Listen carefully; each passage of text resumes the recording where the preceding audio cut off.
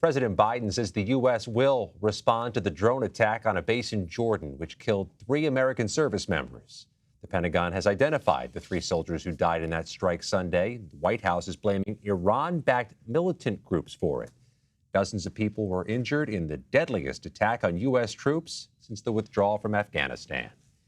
CBS News Chief White House correspondent Nancy Cordes joins us now from the White House. Before we begin, Nancy, let's take a listen to what Admiral John Kirby had to say during the White House press briefing earlier today. He's weighing the options before him. As he said yesterday, we will respond.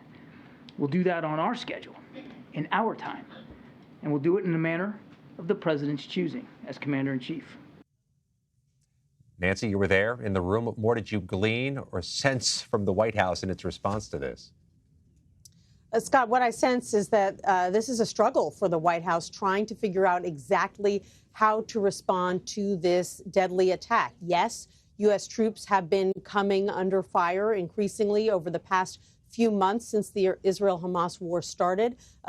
Troops on small bases in Iraq and Syria, but this is the first time that service members have actually been killed. And now we know 3 of them were killed and 40 were injured. And so the White House is clearly looking for some kind of proportional response, stepping up its retaliatory strikes that it has taken before this that have been aimed really more at weapons depots and not necessarily at individuals. But they're under a lot of pressure on one hand from Republicans who are saying they need to strike Iran directly. And they're trying to balance that with this concern that they don't want to get dragged into some kind of direct conflict with Iran.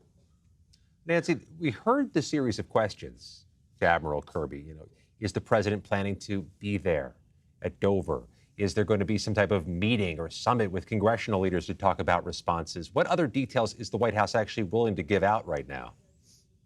What they've told us is that the president is actively meeting with his advisors. There have been a series of meetings over the past 24 hours to try to decide exactly how to respond. They didn't rule out, interestingly, a direct strike on Iran, but it certainly didn't sound like they were leaning in that direction.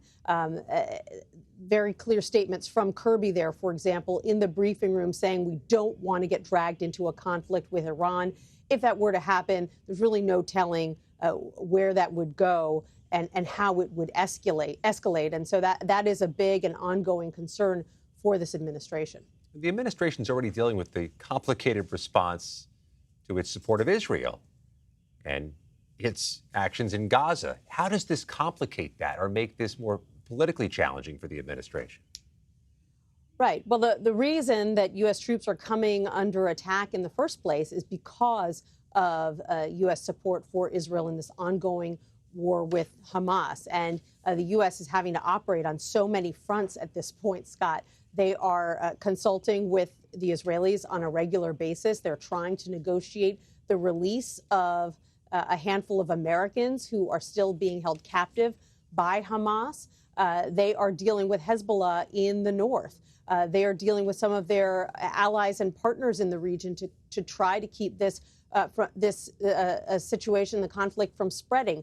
They're concerned every day about commercial shipping and the attacks that those ships are coming under from the Houthis. The U.S. mounted a major retaliatory strike against the Houthis, and you can see that, if anything, the Houthis were emboldened to continue attacking commercial vessels. And that's why they don't have a ton of great options when it comes to firing back at whoever was responsible. And they haven't said for sure yet who was responsible for this latest attack on U.S. service members. How do you take action and know that it is not just going to prompt another major attack by all of these enemies of the U.S. in the region who are looking to make a statement that'll be heard around the world? At the White House, Nancy Cordes, thank you very much. Let's bring in CBS News contributor Sam Vinograd. She joins us now, former Assistant Secretary for Counterterrorism at the Department of Homeland Security. Sam, thanks for being here on set. What do you make of how the White House has responded to this so far today? Well, it appears that the White House is moving deliberately, and that's critically important in this moment. Having been in these Situation Room meetings on issues involving Iran, it is critical that the White House do 2 things right now. In the first instance, the White White House has to be thinking about how to mitigate any additional security vulnerabilities that face U.S. interests or assets in the region.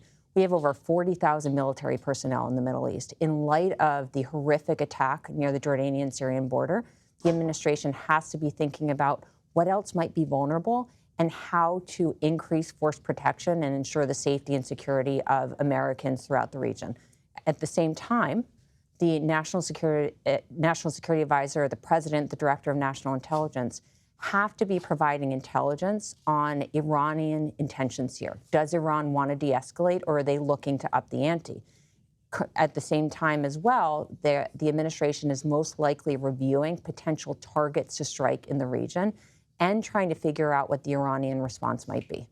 Should we assume, just like there are some members of Congress who are assertively saying you got to hit back and hit back hard, there may be people in the administration advising the same way, that, we got to be aggressive and giving a more forceful voice in the president's ear? This is just not a moment to live in extremes. There is a sliding scale of options between where we are today and a direct strike within Iran. The president has worked on these issues for a long time, as have his closest advisors.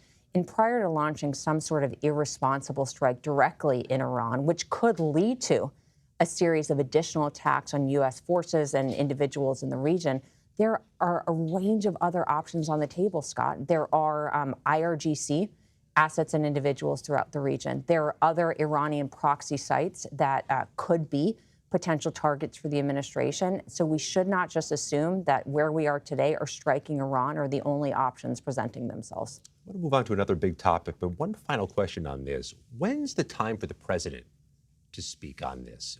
How's that decision made? This is for President Biden to say versus Admiral Kirby to say. The president, I think, will likely speak once he has taken decisive action. There are a lot of questions right now about what is a president's strike, what is he thinking? It would be dangerous to preview what the president is potentially authorizing as we speak when it comes to striking Iran. We don't want Iran and its proxies to have the upper hand and to be able to plan ahead, remove critical assets from within our strike zone. So the president will likely speak after he has launched a retaliatory attack against Iran. Back here at home, the week begins with those Senate border security deal negotiations still underway. They have this appearance from a distance of being pretty fragile. Is it still a possibility, or do you sense the closer we get to the election, this thing risks falling apart? Well, I hope it's a possibility, because so much depends on the negotiators and political leaders being able to come to an agreement, including getting critical funding to Ukraine. I think the trump card here is, well, President Trump. And so the closer that we get to an election, the closer Republicans fear that their ties with Donald Trump trump the security of the country, as well as their funding for Ukraine. So I think time is not on our side in this regard. The House Speaker saying this may be dead on arrival. You think that worries the White House the way it may worry some of the negotiators? I think it certainly worries the White House, and it is worrisome to all when, again, the safety and security of Ukraine is at risk, not to mention what's happening at our border. I worked at DHS for 3 years. I know that the administration critically needs funding to do what's necessary to protect our borders and to do so in a humanitarian way. Sam Vinograd, former DHS official. We'll see you again soon. Thank you so much.